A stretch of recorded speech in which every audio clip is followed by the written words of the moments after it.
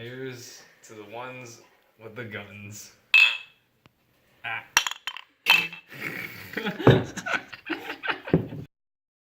Your boys in Martinelli's decided to make some U.S. It's a grown. nice sparkling apple cider. It contains 50% non-alcoholic. alcohol. Elijah, no! Yeah? Yeah. Okay.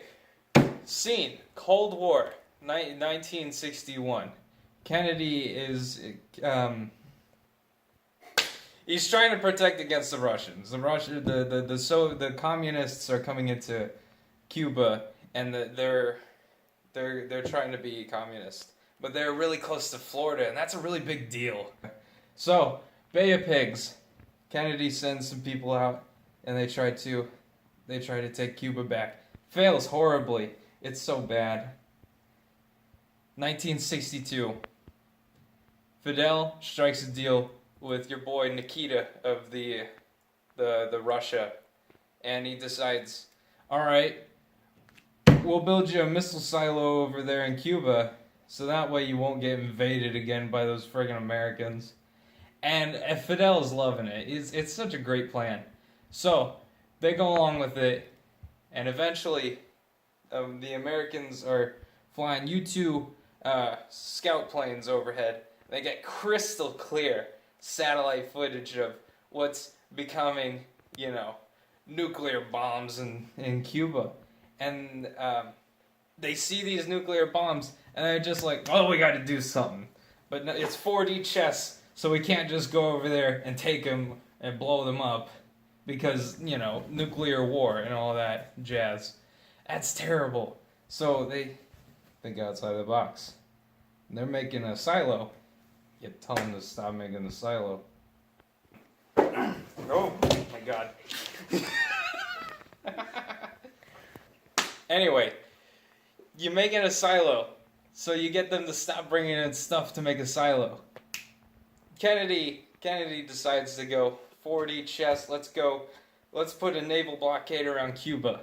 Stop everything from getting in there. 2 days later, that happens on October the 22nd, 1962. That day, Kennedy goes on the TV and he explains to the Americans that he's going to protect our national interests and he's going to use military force if necessary. This is whenever the people of the world start fearing for their lives, inherently. 2 days later, October 24th, 1962. Soviet ships come over and they're bringing stuff to help build that crap.